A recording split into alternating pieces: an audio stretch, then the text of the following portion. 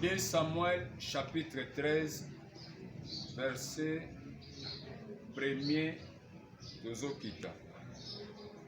Après cela, voici ce qui arriva. Absalom, fils de David, avait une sœur qui était belle et qui s'appelait Tamar. Et Amnon, fils de David, l'aima. Amen. Amen. Amen. Nous allons sur la délivrance. Et la délivrance commence d'abord par la connaissance. Et puis pourquoi nous avons l'action bongo? Nous avons une étape, nous avons l'action.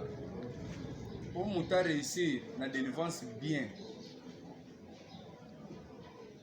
Ils ont 5 loka liboso. Nous avons une connaissance. Connaissance à nini? Azo boye biya ignorance o ya zalaki nango. C'est-à-dire, ozokuta ndenge tokoti na église mususu tango koti balobi biso kamba délivrance ezate. Ndenge toza kati na Yesu, toza bien, toza pepele. Tango batiki batu na ignorance boy, mokuti batu bazo vivre, bazo kuta makambo ezo compliqué bango. Azokuta makamba famille ndezo peser kona bango. Tant que mutoyo aza enseigné te. Bazoloba batindela ki bango liloba lobesa nini? Tango la ki bango. Ça dit tango mutazuli liloba. Liloba wana eketinda yesu ko eloko mibale. Connaissance, eloko mibale za prise de conscience. C'est-à-dire tango nazu boyebi nini? Que okoki kozala na église. Ozo sambela, ozo mwana nzambe. Mais vous êtes lié, vous êtes emprisonné spirituellement. Vous avez connaissance en bon, mais vous êtes lié, vous êtes emprisonné. Nani, baba notel c'est comme ba origine. Que tala mututam nyo sazo bota na famille songolo abimeli na tribu songolo. Nenga bimeli na batuana makamu na bango deje kangiye. Alors tango mutazu connaissance, boyebi wana ndezo mema yesu ko na révolte ya ko comprendre que ndenge to belaka ba malade, ndenge to belaka ba diabète, ndenge to kufaka, ndenge to divorcaka, ndenge batu nyonso bazokende ka kozala na identité moko, bazala ka na vie moko na kati ya famille. Mutu tanga zui connaissance wana il peut comprendre que oh, mais Joseph abotamaki na bandeko na ye, mais Joseph nzamba azotalisa ke ye face na mutu ndenge mususu. Ça dit tango mutu azozwa connaissance wana akaboli biloko mibale ya comprendre que batu nyonso bakoza ndenge moko te biso na famille to kende ka ndenge moko nde to kufaka biso nyonso chaque année batu kufaka poani connaissance o mutazui ezomema ye na deuxième point ya prise de conscience, c'est-à-dire il faut que mutazo a conscience ya nini ya makambo bazoloba oyo nga na comprendre. Il faut que na bundango pona sa nini na réussir na peut so na très bien. Amen. Si vous avez prise de conscience, tendez tout le bas. Au moins, vous avez la famille à ma baie. Quand la famille famille na bino, yo mo po fandi le biwing. Ma famille so ba lobi o oui, yango neza na kata famille na biso. Mais aussi ici, aux hôtels matin, c'est une décision mon côté pour comprendre que faut bundango, faut tel melango. Faut boy yango na vino salate. Mais tant qu'on a conscience te, yem sangalo on est salé. Lote.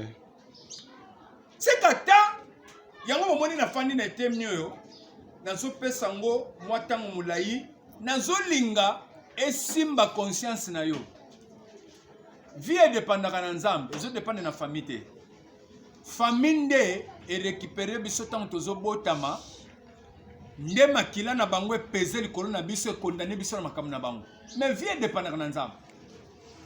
Alors soki toza condamné tandis que nzamba bongisa biso makambo mosusu.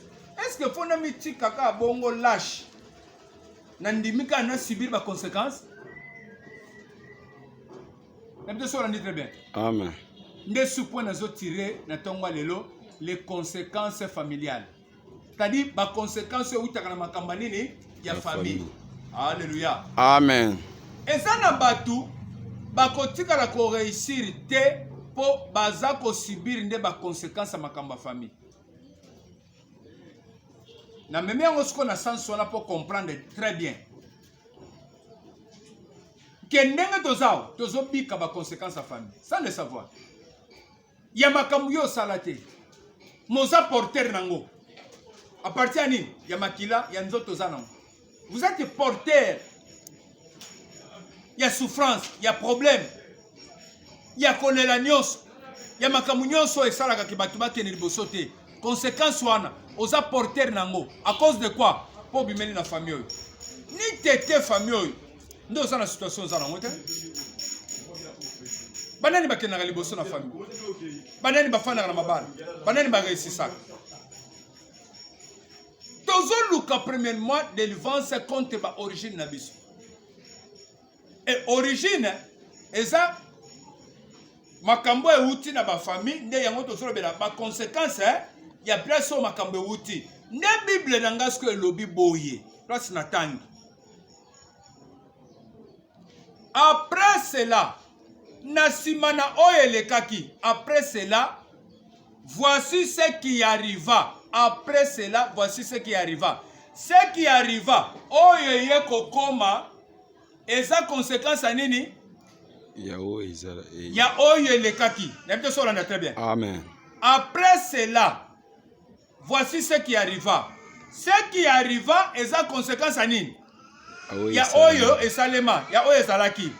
Nenge po zawana, milobela. Voici ce qui arrive. Voici ce qui arrive. C'est-à-dire au temps présent.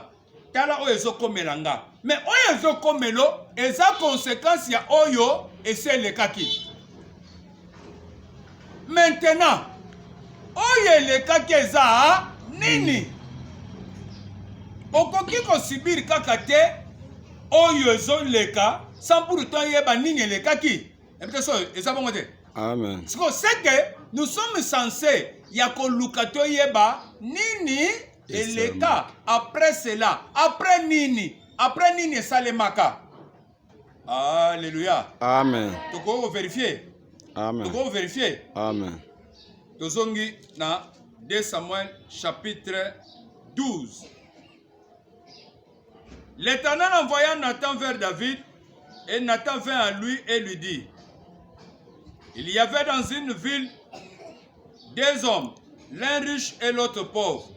Les riches avaient des brebis et des bœufs en très grand nombre. Les pauvres n'avaient rien du tout qu'une petite brebis qu'il avait achetée et il la nourrissait et elle grandissait chez lui avec ses enfants. Elle mangeait de son pain, buvait dans sa coupe, dormait sur son sein et il regardait comme sa fille. Il la regardait comme sa fille. Un voyageur arriva chez l'homme riche et le riche n'a pas voulu toucher à ses brebis ou à ses bœufs pour préparer un repas au voyageur qui était venu chez lui. Il a pris la brebis du pauvre et la prêta pour l'homme qui était venu chez lui. La colère de David et le roi s'enflamma violemment contre cet homme. Et il dit à Nathan le prophète Ayazo Solana David. David a répondu ce que l'Éternel est vivant. L'homme qui a fait cela mérite la mort. Et il rendra 4 bébés pour avoir commis cette action et pour avoir été sans pitié. Et Nathan dit à David le roi: tu es cet homme là, ainsi parle l'Éternel, le Dieu d'Israël. J'étais oint pour roi sur Israël et je t'ai délivré de la main de Saoul. Suivez-moi très bien ce qui était passé. Après cela, Nini Salemaka. Je t'ai mis en possession de la maison de ton maître. J'ai placé dans ton sein les femmes de ton maître et je t'ai donné la maison d'Israël et de Juda. Et si cela eût été peu, j'y aurais encore ajouté. Pourquoi donc as-tu méprisé la parole de l'Éternel? En faisant ce qui est mal à ses yeux, tu y as frappé de l'épée, s'il vous plaît. Après cela, voici ce qui arriva. Oye zo comme ça conséquence à nini? Oye lekaki. Yo kasi comme lekaki. Nenzamba zo tinda prophète. akeloyebisa David. Tu as frappé de l'épée Uri le Hétien, tu as pris sa femme pour en faire ta femme, et lui tu l'as tué par l'épée de fils d'Amon. Maintenant, après cela, maintenant, l'épée ne s'éloignera jamais de ta maison parce que tu m'as méprisé et parce que tu as pris la femme d'Uri, le Hétien, pour en faire ta femme. Ainsi parle l'Éternel. Voici, je veux faire sortir de ta maison, ma famille. Oui ou non? Oui. Ce qu'on dit, c'est roi David. Voici, je vais sortir de ta maison. La maison de qui? La maison du roi. La maison de David. Voici, je vais sortir de ta maison les malheurs contre toi, et je vais prendre sous tes yeux tes propres femmes pour les donner à un autre, qui couchera avec elle à la vie de ce soleil. Car tu as agi en secret, et moi je ferai cela en présence de tout Israël et à la face du soleil. Amen. Amen. Dans chapitre 12, verset 1 à 12, nde ezotalisa oyelekaki. Oyelekaki eza nini? David mukonza mboka. Israël eke kobunda bitumba. David atikali na ndako. Lokola azalaki na ndako etage, alamuki na tongo moko, atelemi na balkon na ye azotambola kaka boye ndenga mpe nazotambola. Na kotambolaka par erreur kaka boye, misu na ye lokola azalaki na etage, ekei na lopango moko eza na se, amoni mwasi moko na douche azosokola. Soko otali kaka ne balobeli, otali ne ya kalakala wana. Donc système ka bakikoso na biso bakangaka mwa badra. Monike banda pe kala. So bakangaki badra te. C'est que ya batoli kaka me muta monana.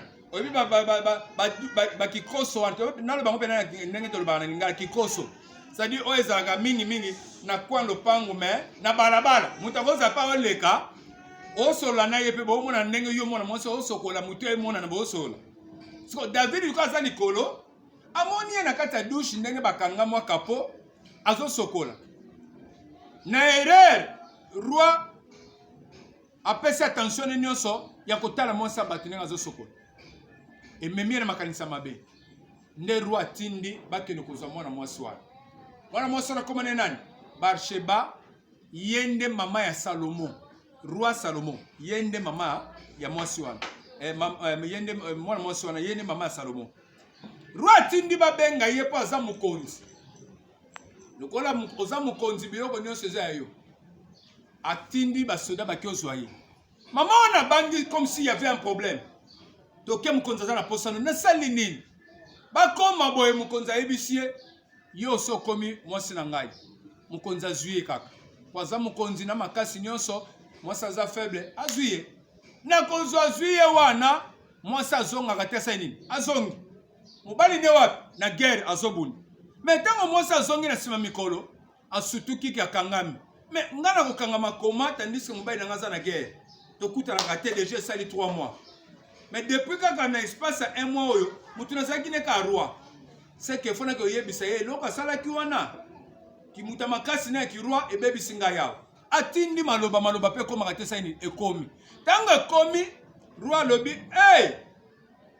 Lokola na tumbi mboka awa, fona luka système ni na koko sala pona bombe loko ye revesete. Ndenge tozo sambela boy. Oza mwana nzambe. Wana loko ko bomba te soki nzamba lobi abimisa yo. Roi mekiba mécanisme nyos. Mécanisme ni boso eza nini? Atindi babenga mobali ne aza na guerre. Oye bisalongo kuna na este aya. Roi aza na posa na ye. Basoki na ko luka likili moko na kati basoda nyonso. Nani komona Alphonse? Nani komona Iri? Oh ngai, yo Iri le tien. Mukonzi na posa na yo. Basoda bele boy. Ngala kutana na mukonzi na posa na nga. Iri ya katasa ni aye. Mukonzi melisie masanga balie na sepeli na yo boni kuna ezokende bien, bozobunda bien. Na suka, ça va, le kolo so lio siskolia, zonga kelongo lala na ndako na yo. Na makanisi nini? lokola tika mwasi na mikolo ebele ntango akokende na ndako akosani akokamata mwasi na ye po baluka ndeni bakoki kozipa ngo na bamama ozomona awo akoki kosala buzoba libanda akwei na baerere na ye akoki koya mpe aluki alatisa ngo tata moko likambo awa amilivre mpenza mpa na yo kaka facilement po asala nini alatiswa ngo me ye moko ayebi c'est pour sala likambo etali mwana moto ayebaka kaka tata ya mwana eza nani eza mama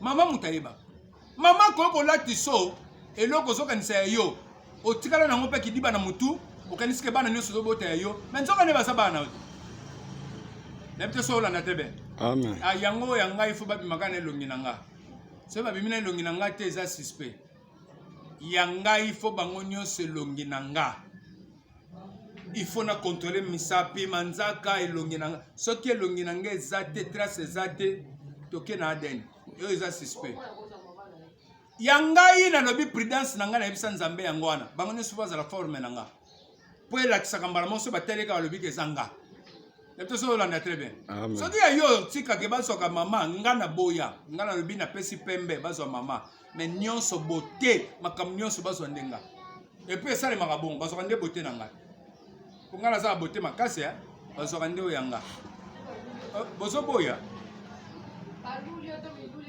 bozoboya ntango otalaka talatalo milulaka yo moko moto alulaka nayebite so moto azolanda très bien Amen. alleluya Amen. olapambola yo Amen. David asali piège ya liboso ke Iria ke nokola na ndako ntango Iria bimi na kati ya biro mokonzi na salon mokonzi po ake nokola na ndako ne aye akomi kaka na corps de garde place bagarde ya David bazalaka alobi ndenge toza na bitumba nga nakoki kolala na ndako te ebongi nalalela kaka na poste oyo awa ya basoda awa alali esika moko na bagarde ya David na ntongo bayebisi David mutu wana akendaki ndako te alalaki na biso awa oyo likambo ni mona azoluka seke makambo eya kobeba awa David aye koyebise sava luka so olala awa komisi okokende alali su deuxième jour David ameki mécanisme nyonso esimbi kaka te alangwisi ye na masanga me aboyi kokende ndako alali kaka wana nde David a changé système ayebisi ye bonzonga kaka kuna na guerre abengi chef d'état major ayebisi ye bozwa mutu wana eri botia ye liboso akufela na guerre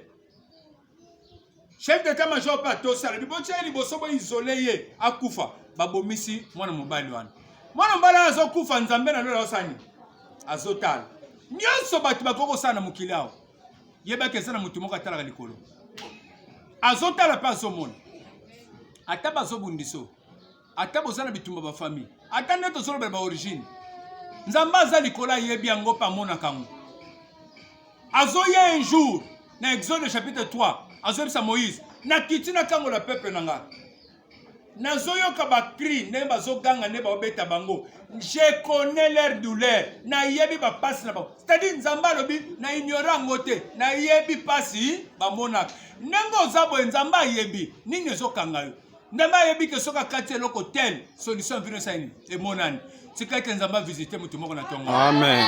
nalobi nzambe akovisite yo Amen. yo fo ozwaka prise de conscience délivrance eyaka ntango moto azwi prise de conscience c'est-à-dire quoi moto acomprendre ke fo na se défendre fo na telema fo na se révolter nalongwa bilalalala bapongi nazwa siko makambo sérieux ntango moto atelemaka mpe bandi koganga koluka nzambe nde moma nzambe ayaka siko mpa délivre ye mais soki moto azwi nanu conscience te azosepela nde na Egypte azosepela ndenge pharaon nyokola bango bazoganga te bazoluka nzambe te nzambe mpe ayaka te na moma bango batelemi na Egypte bandi koganga nzambe aza wapi makambo nyonso toyoka pourkui tozonyokama boye ntango bandi koganga nde ekitisa nzambe. C'est ça, prise de conscience. Amen. Nde yango prise de conscience. David abomisi Iri. Mwana mbala kufa katasa nini? Akufi. Nde yango après cela. N'avez pas la bien. Amen. C'est-à-dire après cela, nini salema. Ce qu'on répond bien, ce qu'on comprend. Abomaki mwana mbala pati. David abotola mwasa bato apesi ye mukumba pe abomisa mobali na ye. David aza nani? Aza mukonza mboka pe aza tata oyo azobota banani bana. La délivrance contre nos origines. Amen. David comme papa azobota bana. Mais a posé acte moko. Tant a posé acte wana mabe. Bible zolo baboy. Nzamba ya zolo baboy. Omoni eloko sali oza assassin, oza bandi. Soki basi bazalaki mingi te pa na yo. Okokaya kosenga nga pe na ngena sani. Na bakisela yote. Nga nazwi nanu basi ya Sauli nyonso na pesi yo. Nazwi mbongo, nazwi ndaku, biloko nyonso na sai nini na pesi yo. Na bomi Sauli akufi. Soki basi oza na bango ezaki muke, fana osenga pa na ngamu na pesa na sani na bakisela yo. Mais pourquoi? Yo kekaka kozwa meme moko oya ya pauvre. Omoni ni sase o na tabetaki yango wana. Eloko sali yebake nga Nzambe nazobimisa pasi siko na kati ya ndaku na yo. Lokolo bomi mobala bato oboteli mwasi na ye tikala koyebake épée ekelongwa lisusu te na kati ya ndaku na yo. Quand on dit épée ekelongwa lisusu te, c'est-à-dire quoi? Sikuna babomi na épée te, liwa ekelongwa lisusu te na ndaku. C'est-à-dire osali likambo ebotisi nini liwa. Lokola cause du tort oyo ekotisi liwa yebake liwa ekoti na ndaku na yo. Yo osali ya kobatama me ngai na kosala ngo polele. Batu bakomona ndenge bakozwa mwasi na basi na yo epi mutabimi na bango na misa batu nyonso. Makamu nyonso Nzamba loba esalema. Natosola na très bien. Amen. Makamu nyonso Nzamba loba nde esalema. Ça dit quoi? Neloko David a kosala les conséquences familiales. Ezobota ba conséquences na kati ya famille. Mais banoyo bango basali eloko moko te. Mais bazo tomber victime po bazaba na nani? Ya David. Nde problème biso tozana ngo ngana yo. Mais lokola to na église, ba église ezokosa biso ko ndelo komi na église nyonso bongi. Ozokuta sikoyo bato baningo comprendre teke nous avons des problèmes des origines. Oye sengeli biso to tratango o to tratate. C'est-à-dire ezana bato mususu bazana kati na église. Ozamo besu ya kosakana te, c'est-à-dire quoi? Yo batokisi okuta na ndambu te na prière ke obunda bitumba ya oya singa famille na bino. C'est-à-dire ya yo ezamo besu ya na besa ndakisa po comprendre bien. Nansana bandeko o baza ba témoin de Jéhovah. Bandeko nanga. O babotami et pas maman botinga. Maman nanga mo pas témoin de Jéhovah. Na yebisa ka bango boy. Omoni biso. Biso tozo bunda te, nzeta baoba na okatakati. Po sanine kweya. Bino lokola bo bunda ka bitumba te combat spirituel ezalaka te. Bino boko sambela Yesu te. Boyebake ya bino nzeta baoba. Emo bimba nan bakata tandambo te. Yango moni ba filme na bino eza makasi koleka ya biso. Biso kutu tozo tretango ezo katana. Tozana na nzela ya malamu tisuka suka nzete sani. Ekekwe. Ça desana batu okoko saloza awa. Ndongo sora ndanga soto sali bana mboka. Bitumba na yo ya famille oyo ezo pesa na makila na yo. Eza tellement mobimba yo kuto yebaka te. Nano travailler kutatanda mote. Lokola bino boza en Jésus, nyonso se sile bonga, oyebite ke ba conséquences familiales elandaka batu. Awa David batu babanda Bible, batu babanda makamanzam, batu bazobota mabana nzam, ezate ke baya kondimela Yesu po bakoma bana nzam, mais bazobota na lien Abraham ya bana nzambe. Et puis pour votre information, bango nyonso bakokota lola bakobika baza bana nzam, à part kaka Jida mutu ba sanctionner pa nzambe ya kokota te. Mais le reste nyonso ba yuda ata simbikisi, ata koti abomi biso. Akokota lola, azokota lola pona yete, azokota lola na sima mukongo Abraham. Mais Batouana, tala makambazaki na. Ezole le sabon. Na touché siko na langage simple les conséquences familiales. Pour comprendre que makambo seulement na kata famille. Ato za mwana nzambe musala nzambe. Ezolanda biso po toza ba représentant valable et légal. Ya makila bato babota biso. Bana David bakoko mona makambo soko mena bango. Bakoko tuna mais pourquoi makambo soko mena biso boy. Makambo soko mena bino pamba te. Boza bana nani? Bana David. Les gens qui ont commis une question, pourquoi la situation est bien? Pourquoi ma caméra est élaborée? Ma caméra est élaborée pas en bâtiment, aux représentation, il y a famille. Yondo yeba kiteke, il faut comprendre. Ba fongolo ma yel. Ba teya yona nous connaissance au soit ah, kozala na famille ma kama famille la ndagabato, et indi ko soit conscience au tel mo bana kosani, ko luka délivrance. Balaki sa yangote. Donc pour toi, si vous continuez l'église, vous yembi, vous commissionez Nzambe, pour n'abîmer suki. Et suki te. Le col au bangi Nzambe, au tiki masumu, on dirait et délivrer yo. La sanctification ne délivre personne. La sanctification fait de toi l'enfant de Dieu. C'est l'intimité ou le lien de rapprochement avec Dieu. Kozala musantu, osala masumu te. N'exclut rien. Nalikambo etali origine à mutu. Oza Monsanto liboso. Azala pe na kati ya Bible. Bazo kumisa ye. Azo ba problème. Job azo ba problème to zote. Ba verset ça na koko na kisoki aza mwana nzambe. Bazu problème. Bon, toke na ngoka. Yesu ye moko ne nzambe. Monsanto. Ki Monsanto na ye benga na Satana. Atoza Monsanto ango jusqu'au dents. Et que bengana combat spiritualité et que kata lien spiritualité qui bo santu no esali na yo kaka mwana nzambe esali na yo relation mwana nzambe mais quant aux origines quant au problème de lien ba combat spirituel ce que comprendre te que combattre ya risque kufa boye mo comprendre te ba etienne ba kufa ba kanisa ke ki bo santu na bango ndeke bengana Satana non ki bo santu a Yesu après 40 jours. Il y a prière, il y a jeûne. Et bien, il y a Satana. Satana pour ça là. Parce que après 40 jours, il y a faim. Tant qu'il y a Satana, ça y est. Ayet. Avant 40 jours. Non. 40 jours, ça y est. Et ça y est, na kati na yo. Et ça force na yo. Il y a pas ce qu'on dit, ça y est la Congo. Par rapport à la connaissance, il y a parole. Ce qu'on dit, ça y est la Congo. Satana va jouer na yo. Il y a peut-être ça, on a très bien. Amen. Yes, il y a mon Nzambe Monsanto.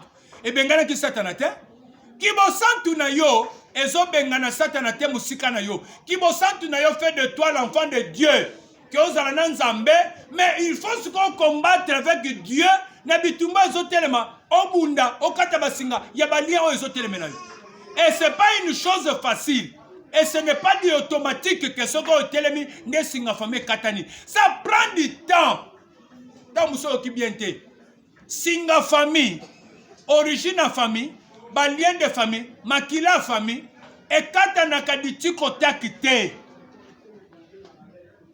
Bitumbo et tika kabiso di tiko tak. Et ça bitumbo et ça n'a pas origine familialité. Boyo kite. Amen. Bitumbo et tika kabiso di tiko tak. Pan ekei. Pan elokane tikio. Pan baboka ki ombasu. Oyena kata Kristo bando sambela.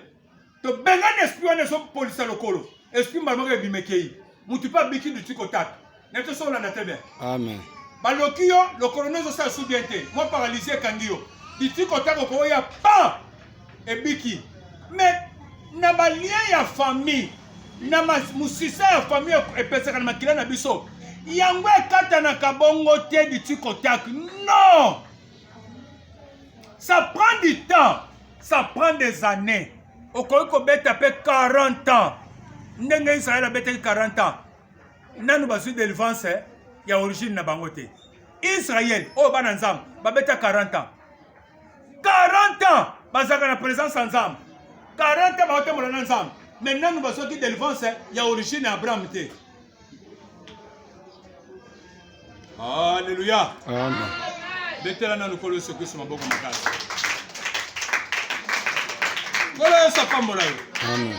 C'est-à-dire, on croit qu'on ozala to oza na poto to oza wapi makilano ezopese na makambo na bino baluba makilano ezopese na makambo na bino bayanzi ya bamongo ezopese makambo ezosama na vi na yo tala ngo eza na famille na bino na famille na bino makambo ezalaka na famille na bino makambo ezalaka na lobi na famille na bino makambo yo ezalaka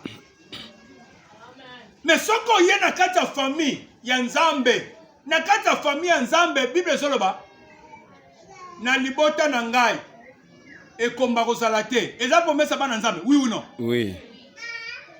azoloba tokosalela ye akoéloigner maladie musika na biso pourquoi fongana ezalaka toujours malade alléluia Amen.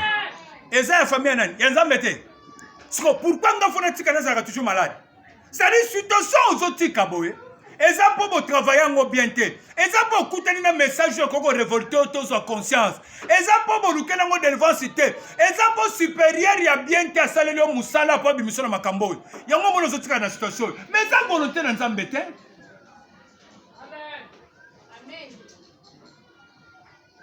amen Amen. baprofete ebele baza na kati ya bible babota te babala te mpo nzambe abandaki koningisa bango azosala na bango mosala ebele apesaki bango tante mpo babala babota siko ndenge naza awa na etanga nasala yango nakoma siko na problème ndako na ngai ezorépondre te nabota te na réussir te non soki nabali mpo nabota soki naboti mpo nazala na moyen ya kosala nini ya kolesa bango nakoki koleka na ntango nzambe azotala nga mpo aforme nga mais situation na ngai ekoki kotikala bongo te situation na ngai etikala c'est comme si naza perdant situation na ngai etikali bongo non il faut prise de conscience et se révolter Amen. nga nazalaka na bitumba moko baproblème momo ya naotungisa ngai mais nalukela yango solution lokola pasteur Jairis na kati ya bible amonaki yesu azobikisa bato ye mpe aza pasteur église akima mbango mpa yesu alobi yaka osecours ya nani ya mwana na ngai mais soki otali makambo oyo nazoloba mingi na ramba asala nzambe ndenge tozalaka na bango ozokuta azosala lolendo mais aza na baproblème azokompare te ke nani mpe aza supérieur likolo na ye kokosalisa ye nani mpe aza na grâce songolo oyo ye fa kimela mbango oyebi mpo na délivrance ya baorigine délivrance profonde nayebi te so olandanga très bien Amen. ezobanda premièrement la connaissance de la parole c'est-à-dire moto alongwa na ignorance à comprendre et liloba wana ezotindika ye na nini na prise de conscience alléluia Amen. moto azwa siko conscience mpo atelema asani abunda te et troisièmement orientation c'est-à-dire moto faut se retrouver place ya malamu c'est-à-dire quoi place oyo ekoki kosunga grâce oyo eza wana oyo ekoki kosunga ye mpe mpo na likambo na ye c'est-à-dire place oyo orientation place oyo ekoki kosunga ye mpe na mutu oyo akoki kolandela mosala yango bien soki na se retrouver nga na prendre conscience mais je suis prisonnier oui ou non Oui. mutu aza na kati ya prison akomibimisa ye moko Te. nani fo abimisa Joseph bato baza libanda Amen. c'est-à-dire toi tu es un prisonnier vous êtes possédé eza na niveau prière yo koko sala oyo koko sala sur makambo mosusu mais eza na prière te osali ndenge nini loko oza possédé moyo mibimisa eza te c'est que il faut un supérieur aya mpo asala nini abenda yo abimiso na kati ya prison wana oui ou non Oui. siko soki okutani na orientation ya mabe okutani bisiko oyo elalisa bato pongi okutani bisiko eza nango climatiseur eza congélateur eza chambre froide c'est-à-dire mpo na bango bakipaka makambo ya bato te il suffit toye nous chantons pour le Seigneur nous glorifions le Seigneur totie bafani tobaliki tokei mais bayebi te ke fo balandela bato maladi oyo balandela mwana azolala pongi te oyo balandela situation moto azokoka koreussi te oyo lokola bayebi makambo te batiki yango kaka bongo ezala nango vidi bongo bato bakozala na église me bakosungama te est-ce que oza orienté na place à bien okoki kopendre conscience est-ce que oza orienté na place à bien ça compte aussi soki okwei na place oyo eza bien te oza étouffé Jairis aluka nani aluka Yesu albi yaka secours pour ngai ezana batu nzamba asali bango grâce apesi bango ngolu azana grâce oya koko bakisal ko nanga ate ya bien soka sambeleli batu nzamba asala ba guérison ba miracle mais na s'attacher na luka mutoy pasala nini ala ndila pe kananga kozala pasteur kozala mosala nzamba eza grâce nzamba asali ngai mais yango te longoli bitumba ya famille yango te longoli bitumba ya étoile nanga yango te longoli ba condamnation vie na biso David asali mabe nzamba zoyebisa ye yeba ke okotisi problème na kati ya ndako na yo okotisi liwa ke fana na ndako na yo pe ke longwa te et puis basi na yo bakozwa bango na moi makasi okomona po yo salaki ya kobatama me nzambe na kosala nini ya polele ebele tozawa tozo vivre conséquence ya makambo ya famille na famille basala nini na famille bazaka pe mutema mabe babetaka masolo te bayaka jamais bafanisa bana ke bana na ngai omoni na famille to bimeli to salaki na makambo tel oyo esema na kati ya famille tale leka boye nga moko pe parent na sala boye boza bana na ngai bolimisanga mpo na simbaka kisi mutu nyonso akimela mbango epa nani epa Yesu papa na bino sasalango mama na bino sasalango bakoko na bino basalango mais si soko oye na église osali recherche te Saint-Esprit asungi yo te tu penses qu'on réussit okozala surpris ozokuta oréagir na eloko moko boye sans le savoir Bible ezoloba nini na sukela wana. Après cela, voici ce qu'il arriva. Absalom, fils de David, avait une sœur qui était belle et qui s'appelait Tamar. Et Amnon, fils de David, l'aima. C'est-à-dire, David a botti na base belé. Ndenge a botti na base belé, bane belé. Et salut que bana ya mama mususu oya kitoko ya mwasi yepe aza mwana ya mama mususu ya mubali akoma olula ndeko na ye. Nde histoire ba obetaw. Amnon était tourmenté jusqu'à se rendre malade à cause de Tamar, sa sœur, car elle était vierge et il paraissait difficile à Amnon de faire sur elle la moindre tentative. Amnon avait un ami nommé Jonadab, fils de Shiméa, frère de David, et Jonathan était un homme très habile.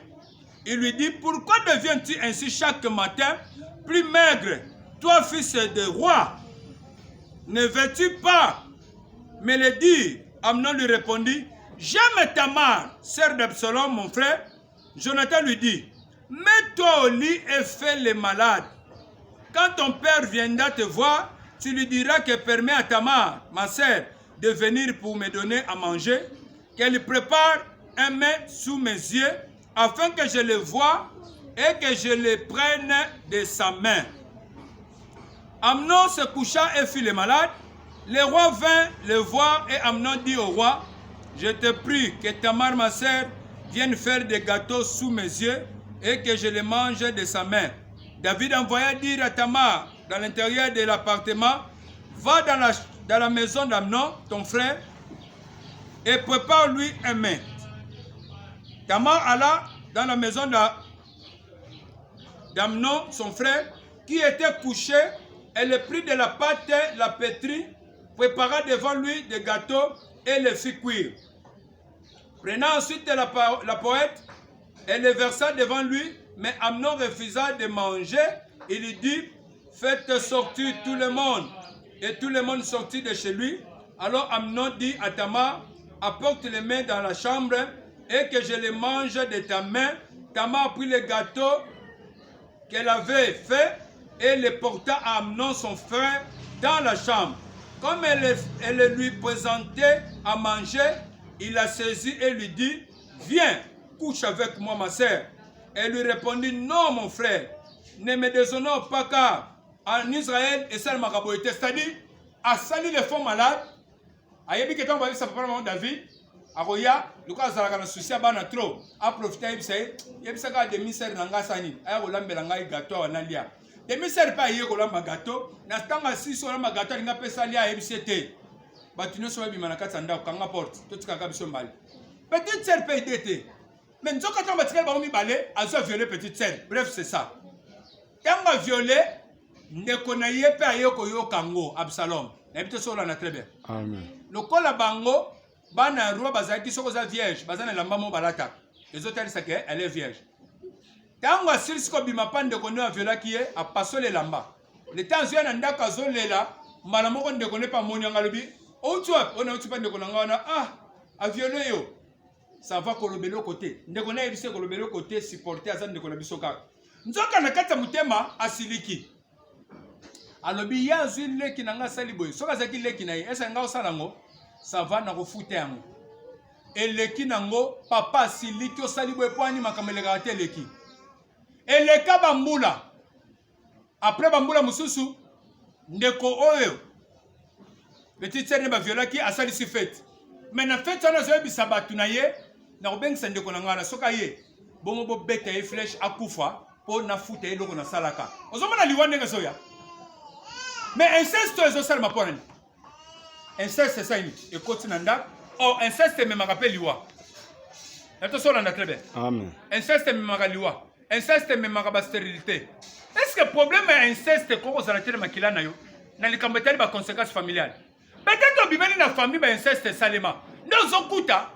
Yondo bimisko victime ciblée, moyo bota ezate. Pona nini? Makila inceste.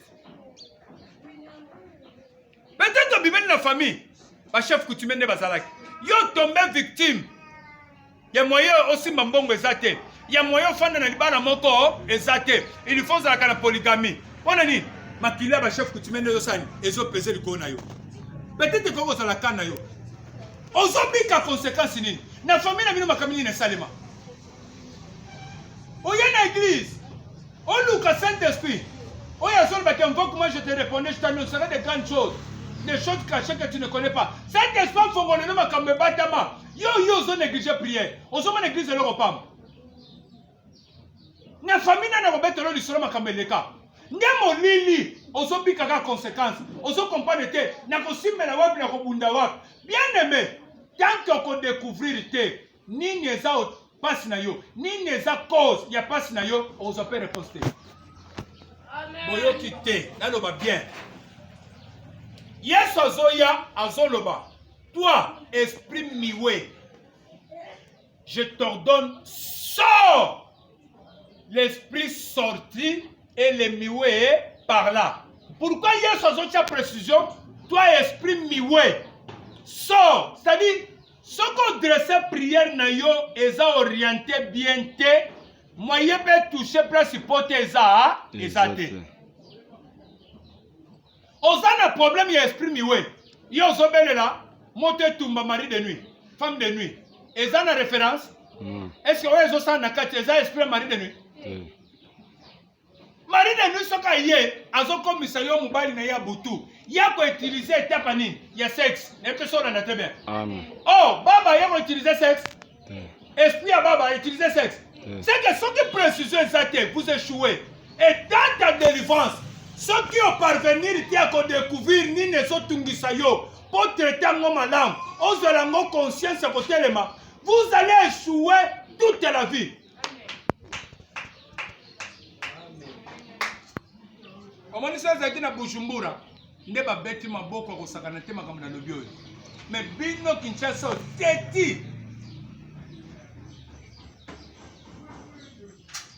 Tant qu'on découvrir mon problème c'est quoi?